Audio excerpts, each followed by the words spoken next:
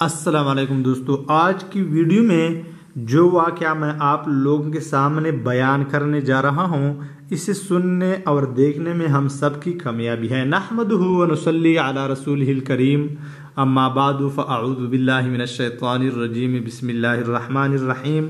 حضور صلی اللہ علیہ وسلم کا 4 رکعت میں 6 پارے پڑھنا۔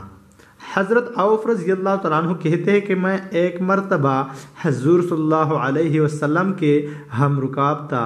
حضور صلی اللہ علیہ وسلم نے مسواک فرمائی، وضو فرمایا اور نماز کی نیت باندھ لی۔ میں بھی حضور صلی اللہ علیہ وسلم کے ساتھ نماز میں شریک ہو گیا۔ حضور صلی اللہ علیہ وسلم نے سورہ بقرہ 1 رکعت میں پڑھی، اور جو آیت رحمت کی آتی حضور صلی اللہ علیہ وسلم اس جگہ دیر تک رحمت کی دعا مانگتے رہتے، اور جو آیات عذاب کی آتی اس جگہ دیر تک عذاب سے پناہ مانگتے رہتے۔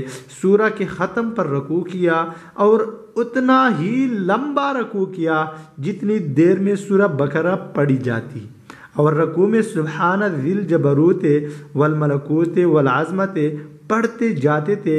پھر اتنا ہی لمبا سجدہ کیا، پھر دوسری رکعت میں اسی طرح سورہ آل عمران پڑھی، اور اسی طرح ایک رکعت میں ایک سورہ پڑھتے رہے۔ اسی طرح 4 رکعتوں میں 6.25 پارے ہوتے ہیں۔ یہ کتنی لمبی نماز ہوئی ہوگی جس میں ہر آیت رحمت اور آیت عذاب پر دیر تک دعا کا مانگتا، اور پھر اتنا ہی لمبا رکوع اور سجدہ تھا۔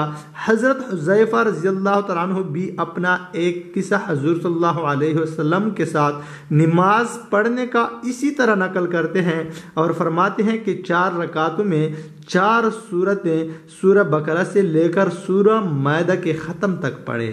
فائدہ: ان 4 سورتوں کے 4.25 پارے ہوتے ہیں۔ حضور صلی اللہ علیہ وسلم نے 4 رکعتوں میں پڑھے، اور حضور اکرم صلی اللہ علیہ وسلم کی عادت شریفہ تجوید و ترتیل کے ساتھ پڑھنے کی تھی، جیسا کہ اکثر احادیث میں ہے۔ اس کے ساتھ ہی ہر آیت رحمت اور آیت عذاب پر ٹھہرنا اور دعا مانگنا، پھر اتنا ہی لمبا رکوع سجدہ۔ اس سے اندازہ ہو سکتا ہے کہ اس طرح 4 رکعت میں کس قدر وقت خرچ ہوا ہوگا۔ بعض مرتبہ حضور اقدس صلی اللہ علیہ وسلم نے 1 رکعت میں سورہ بقرہ، آل عمران، مائدہ 3 سورتیں پڑھیں، جو تقریباً 5 پارے ہوتے ہیں۔ یہ جب ہی ہو سکتا ہے جب نماز میں چین اور آنکھوں کی ٹھنڈک نصیب ہو جائے۔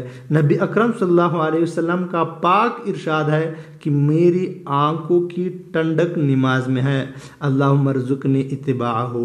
معزز سامعین کرام، یہ ہمارا پیغمبر تھا حضور اکرم صلی اللہ علیہ وسلم، دونوں جہانوں کا سردار، جس کے ساتھ حساب کتاب نہیں ہوگا، اور اس کو دنیا ہی میں یہ بشارت دی گئی تھی کہ وہ جنت میں جائے گا، لیکن پھر بھی وہ اتنے لمبی رکعتیں نماز کے علاوہ نفلوں میں پڑھا کرتے تھے۔ اور ہم اگر اپنی نماز کو توجہ دیں کہ ہم اپنی نماز کو کسی طرح پڑھا کرتے ہیں، تو ہم انشاءاللہ عالم اپنی نماز کو صحیح کریں گے اور خشوع و وضو سے پڑھیں گے۔ وآخر دعوانا الحمدللہ رب العالمین۔